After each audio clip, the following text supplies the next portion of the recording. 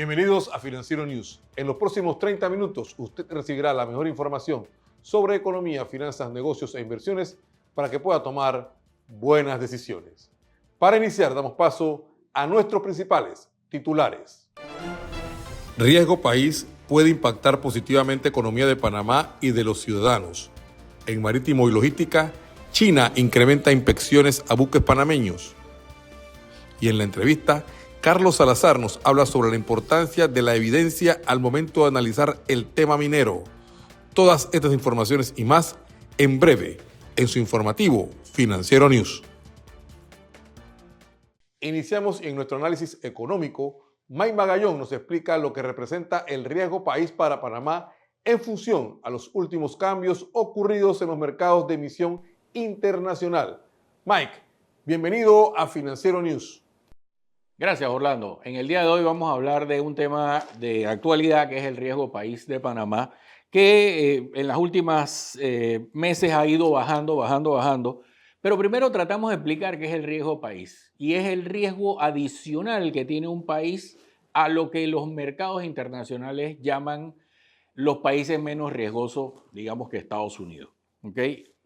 Y Panamá se encuentra en una posición actual que el riesgo país es uno de los más bajos que ha existido Panamá en los últimos 10 años más o menos, pero también es uno de los más bajos de la región e inclusive del mundo, a pesar de que nosotros todavía nos mantenemos en un bracket mucho más bajo de riesgo de lo que debiéramos estar en este momento de acuerdo a cómo está este porcentaje. Este porcentaje se mide con basis points, o sea, puntos básicos, que 100 puntos básicos representan un 1%, para que se entienda bien esto. O sea que si el riesgo del país de Panamá es 113 puntos básicos, quiere decir de que nosotros tenemos un riesgo adicional que equivale a 1.13% de lo que es el riesgo normal de los países con menos riesgo. Parece una... Pero así es como se debe leer. ¿Qué significa eso para el país? Porque la gente va a preguntar, ¿de qué estás hablando? Bueno, un país que tiene un riesgo menor implica que la deuda de ese país va a ser más barata.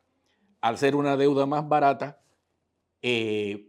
puede acceder a refinanciar su deuda más fácilmente en un términos más bajos, o sea que podemos bajar esos intereses rápidamente. Bueno, no tan rápidamente, todo va a depender también de los vencimientos, pero sí pudiéramos bajar los intereses y eso lo vamos a probar ahora en las siguientes gráficas. También vamos a poder contar con tasas de interés más bajas, porque si los bancos acceden al mercado internacional van a tener las tasas más bajas y eso cuando un inversionista ve una tasa de riesgo mucho más baja, va a querer invertir en ese país, ya que el país está muy bien rankeado.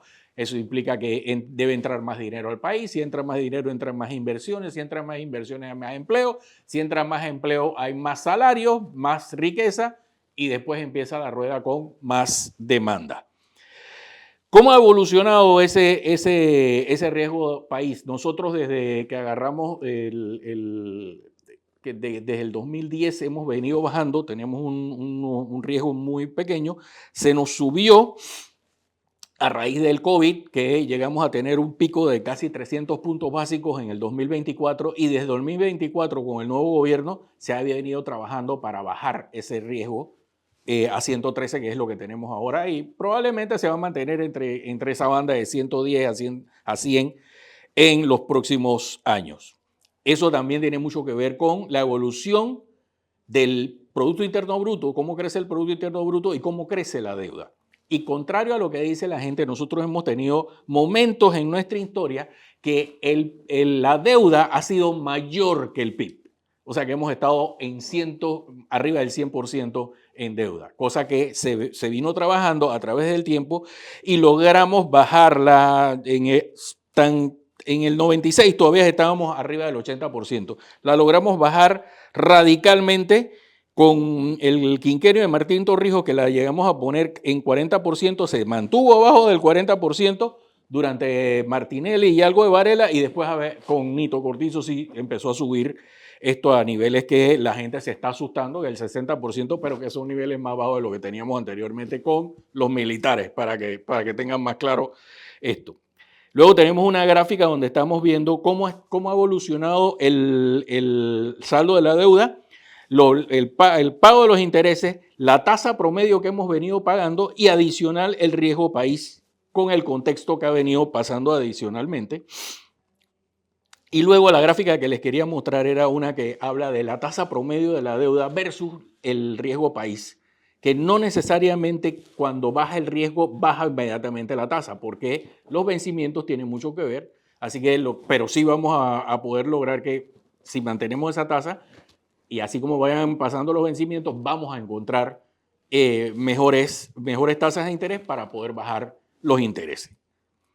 Al final del día, a pesar del alto desempleo, a pesar de que todavía no hay un control total de los gastos y a pesar de que no han cambiado mucho las malamañas de la política, Panamá tiene muchas cosas buenas andando y que es que nuestro PIB crece, tenemos la inflación relativamente controlada y el sector transporte y el sector de servicios financieros sigue mejorando. O sea que eso es lo que están viendo los mercados internacionales y por eso es lo que están apostando hacia Panamá.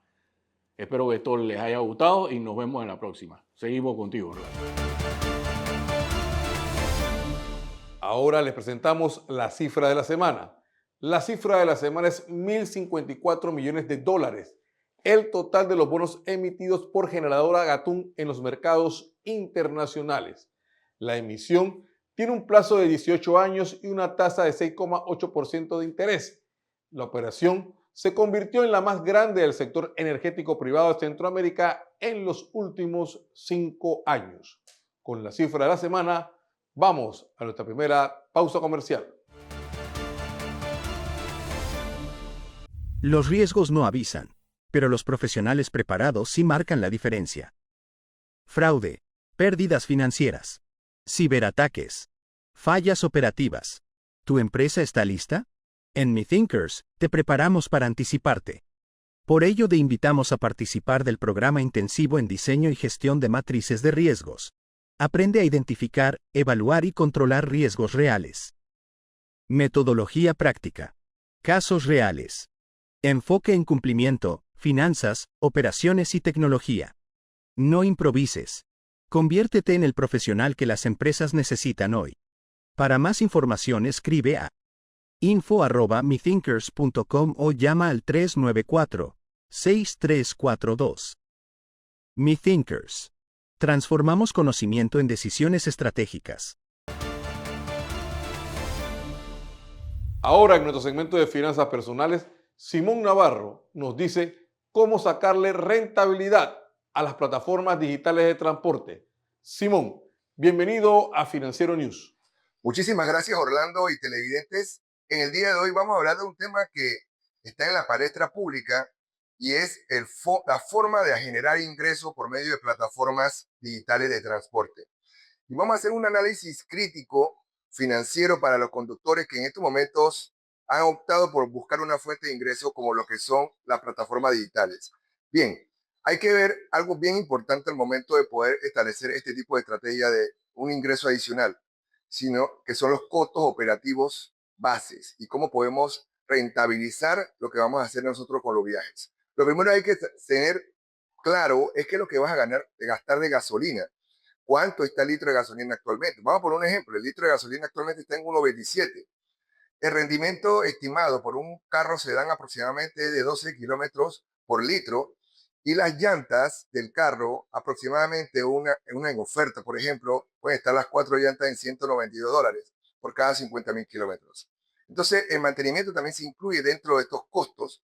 Podrían ser aproximadamente $75 cada 5.000 kilómetros y eso da un costo total operativo de 0.1248 por kilómetro. Entonces ya tenemos la cifra que necesitamos.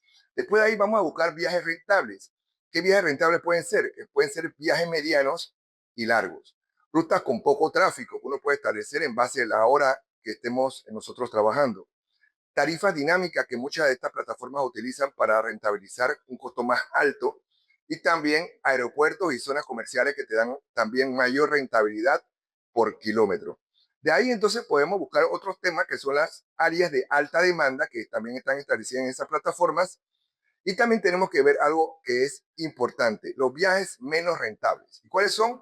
Viajes cortos con mucho tráfico. Si vas a ir a un lugar, ve los kilómetros que se van a establecer en rutas y son muy altos, descártalos. Descártalos porque eso te va a dar mucho tráfico y vas a tener entonces pérdida en tu gasolina. Los trayectos de zonas vacías, es importante también tener eso.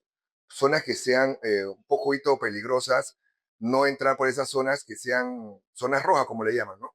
También esperas largas, que la persona te deje esperando en el carro y se esté contabilizando, pero esa contabilización de esos minutos en base al tiempo de la gasolina no es rentable, así que se puede también eliminar y hay una opción de eliminarlo dentro de las plataformas.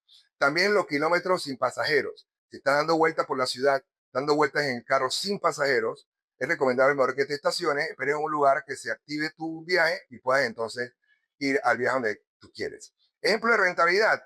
Viaje de 18 kilómetros, por ejemplo, tarifa $12, con una comisión de 2.40 para la plataforma y el costo operativo 2.25. La ganancia neta serían 7.35. Ahí está entonces la rentabilidad de ese vehículo o ese viaje. Conclusión estratégica: seleccionar viajes inteligentes, reducir kilómetros vacíos, aprovechar horas pico, controlar costos, y la rentabilidad está en lo que queda después de todos los gastos. Así que con esta información nos despedimos y seguimos con Orlando. Muchísimas gracias. Estamos de vuelta, amigos, y en nuestro segmento de la entrevista tenemos con nosotros hoy al ingeniero Carlos Salazar, experto en minas, con quien vamos a conversar un poquito sobre cómo ha ido el tema minero escalando en las últimas semanas y obviamente cómo Panamá puede enfrentar ese reto que incluso a través de entidades internacionales, organismos internacionales y financieros ven como un reto el reactivación de la actividad minera en Panamá, específicamente de Cobre Panamá. Ingeniero, bienvenido a Financiero News. Muchas gracias, estimado amigo Mendieta, con mucho gusto.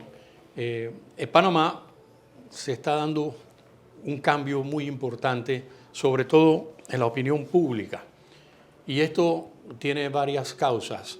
En primer lugar, la población está observando con detenimiento cómo se ha realizado una auditoría, se han presentado ya unos 6 informes, están por presentarse ya los últimos, si no se han presentado, todavía no hemos visto publicación, en los cuales es evidente que no hay ningún tipo de afectación al ambiente, no hay ningún tipo de impacto negativo, de aquellos impactos que con tanto fervor aterrorizaban a la población, quienes se oponen a la industria por las múltiples razones que conocemos, algunos ideológicos, otros políticos, otros de militancia, otros porque sencillamente es un negocio para ellos, y le llenaron la mente a las personas de posibles desastres y catástrofes como consecuencia de la industria minera, y eso no es cierto.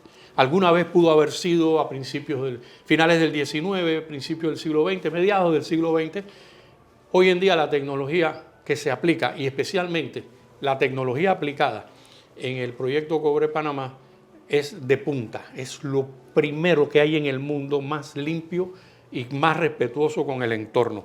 Y hay que aclarar, siempre hay que dejar muy claro, en ese proyecto no utiliza cianuro, ese proyecto no utiliza mercurio. Quien quiera que repita eso, le está mintiendo. Ese proyecto utiliza un proceso que se conoce como flotación, que no requiere de ninguno de esos componentes. En consecuencia, mal pueden decir que los ríos aledaños estén contaminados. La prueba, la propia auditoría. Y precisamente la publicación, difusión y discusión de esa auditoría ha llevado a muchas personas a interesarse por la realidad, por la verdad, por la realidad científica. Y es allí donde usted ve el cambio en la opinión pública. Ya un 55% le dice que apoya la industria, la reactivación del proyecto. Y si usted analiza otro 14% adicional que dice que cumpliendo con las normas y beneficiando económicamente al país, ese otro 14% también apoya la reapertura. Estamos hablando de un 69%. Ahora, el Bank of America acaba de publicar un análisis, un informe sobre Panamá y donde pone de manifiesto que un elemento clave para la economía panameña es la reactivación de la mina, quizás pues en los próximos 6 meses o el próximo año, como una actividad fuerte de Panamá para su crecimiento económico. ¿Qué opinión le merece a usted este informe? Bien, este informe, en primer lugar, está hecho por una entidad que está integrada por especialistas en las diferentes materias. Es un grupo interdisciplinario, básicamente economistas, ingenieros, y ellos ven la proyección.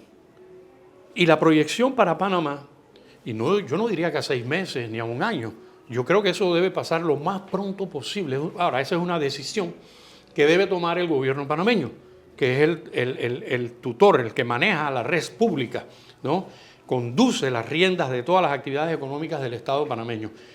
Deben tomar la decisión basado en todo lo que ha ido pasando en las evidencias, porque fíjese, cuando usted busca lo que se dice en contra de la industria minera, y no hay evidencias, todo es imaginario, todo es que pudo haber pasado, que si los Hatfield y los McCoy, no.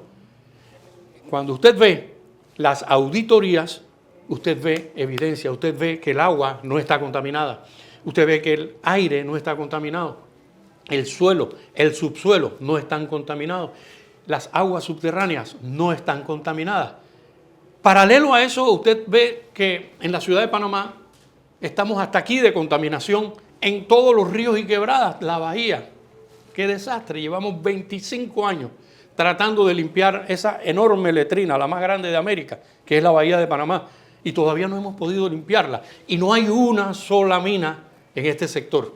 Entonces, ¿quién contamina? ¿Quién contamina los ríos en Panamá? Ahora, usted como experto considera que corremos más riesgo teniendo la mina sin explotarla que trabajándola de una manera científica, transparente y de manera responsable ambientalmente. Sí, los proyectos mineros y sobre todo de esa magnitud, usted no debe dejarlos introspectivamente como se hizo aquí. Aquí se obligó al cierre por un movimiento completamente emocional, una histeria colectiva, algo que yo llamo la revolución de los inútiles, porque lo que lograron fue un tiro en el pie a la economía panameña, cercenándole el 4, casi el 5% del Producto Interno Bruto, tirando a la calle a miles y miles de desempleados, quebrando empresas. Váyase a Penonomé y mire cuántos locales se cerraron y cuántos se alquilan, cuántas hipotecas se perdieron, cuántos autos hubo que devolver, cuántos niños tuvieron que cambiar de una escuela a otra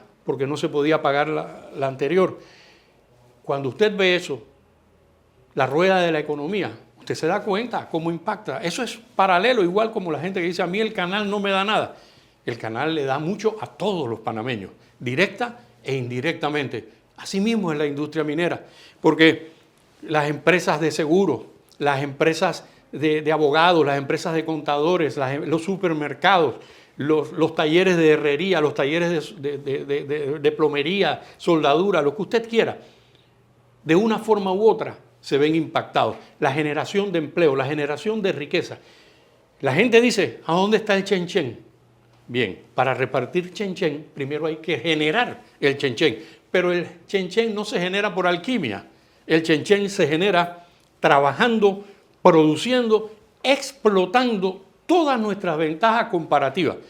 No es decir, no, queremos solo canal, no queremos mina. O queremos solo turismo, no queremos mina. No. Nosotros necesitamos, porque es vital, el canal de Panamá. Necesitamos el turismo, es muy importante. Lo agropecuario es para la alimentación de todos los panameños. Y necesitamos la industria minera, el transporte, la conectividad esta de los puertos. Todo eso nosotros lo necesitamos en una economía diversificada, sin fanatismo ideológicos ni oportunismos politiqueros, que quienes quieren enamorar banderas creyendo que se va a repetir aquel fenómeno. La gente aprendió, porque muchos de los que se fueron a la vía, a la cinta costera y a otros lugares a cerrar y a protestar, hoy están llevando su hoja de vida para buscar un empleo. El ejército de bachilleres, licenciados, e ingenieros de todas las capacidades con el folder, el cartapacio bajo el brazo para ir a meter una solicitud. Es inmenso. Usted habla en línea, ofrezco 1.000 empleos y 60.000 personas se aparecen. Entonces, el país, ¿qué demostró en aquella encuesta? Que la prioridad del panameño es el empleo. Gracias, ingeniero Salazar. Fue el ingeniero Carlos Salazar en nuestro segmento de la entrevista. Vamos ahora a nuestra segunda pausa comercial.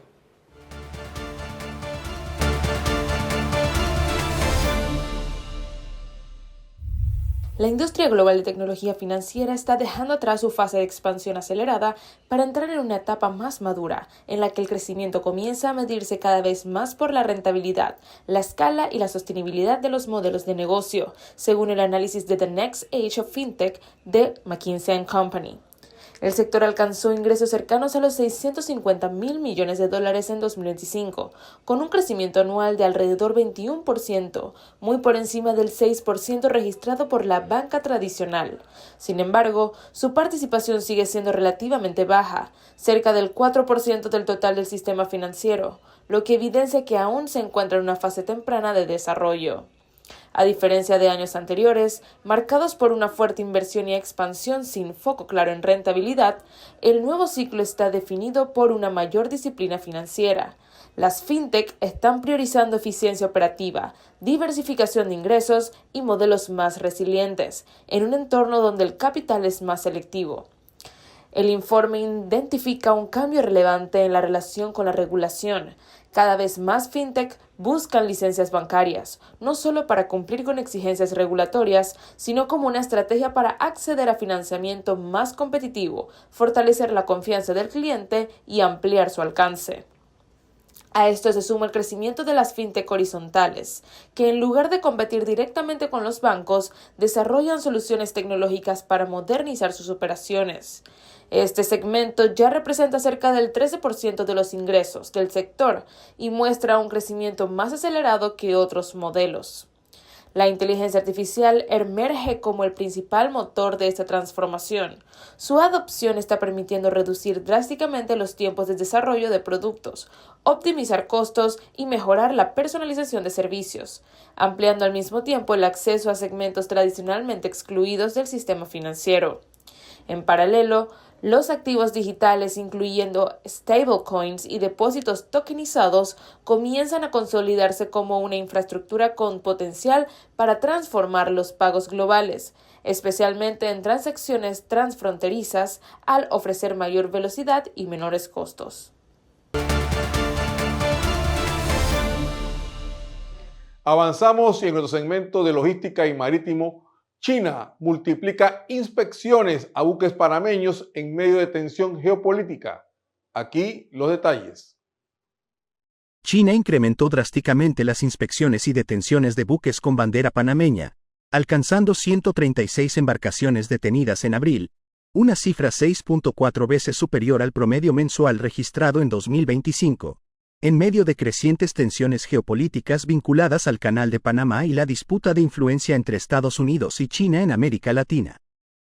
De acuerdo con la consultora marítima BRS Tanker, la escalada comenzó a acelerarse desde marzo, cuando las detenciones pasaron de 20 casos en febrero a 93 en marzo y posteriormente a 136 en abril, reflejando un endurecimiento significativo de los controles sobre embarcaciones registradas bajo bandera panameña en puertos chinos. Aunque las inspecciones generalmente se extendieron por pocos días, la firma advirtió que este tipo de medidas genera interrupciones operativas, retrasos logísticos y mayor incertidumbre para armadores y operadores internacionales que utilizan el registro panameño en rutas comerciales hacia China. El aumento de las revisiones ocurre en un momento particularmente sensible para Panamá, luego de meses de tensión diplomática y comercial relacionados con el canal, los puertos y el creciente interés estratégico de potencias globales sobre la infraestructura logística regional. Amigos, y de esta forma llegamos al final de nuestro programa, pero antes los invitamos a seguirnos en nuestras redes sociales. Y además, si usted quiere volver a ver este programa, puede suscribirse a nuestro canal de YouTube Financiero News.